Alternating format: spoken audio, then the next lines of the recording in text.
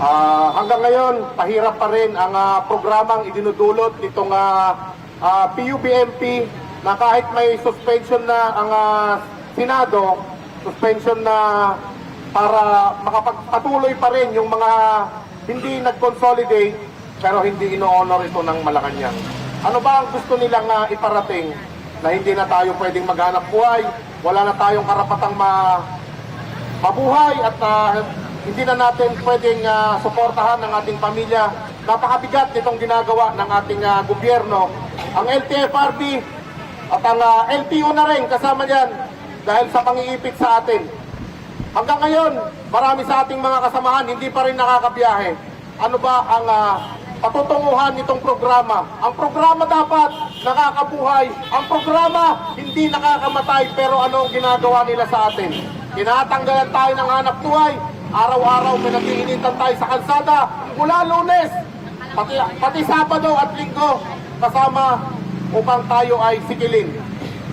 Sana mga kasama, patuloy tayong magkaisa at iparamdam natin sa ating Pangulo na tayo ay may karapatang makapaghanap buhay. Sa LTFRB, harapin niyo po kami. Hindi yung pili lamang. Dapat yung mga transport summit na ginaganap, dapat imbitahin din ang aming mga kasamahan. Kaya kami nandito ngayon, isa pang bagay, suporta ito sa aming mga kasamahan. Ang marahas na dispersal sa Bacolod City na naganap ng mga nakaraang araw lamang. Kasama natin ang mga taga-Bacolod ngayon, ang mga taga-Iloilo na dumaranas. Meron po tayong kasama na hanggang ngayon, wala po silang nakukuha kahit nakapag-modernize na sila. Kaya ngayong araw, Kamodi, dinideklara natin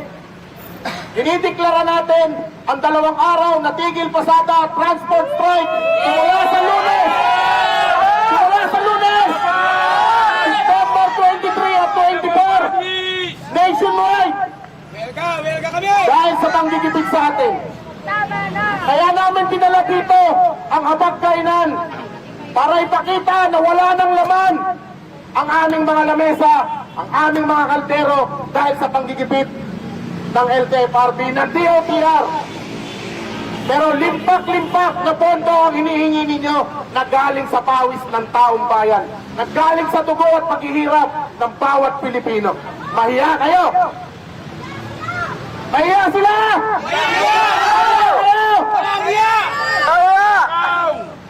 Sa susunod na linggo, ipakita natin kung walang masasakyan ang taong bayan, ano ang itsura ng ating ekonomiya.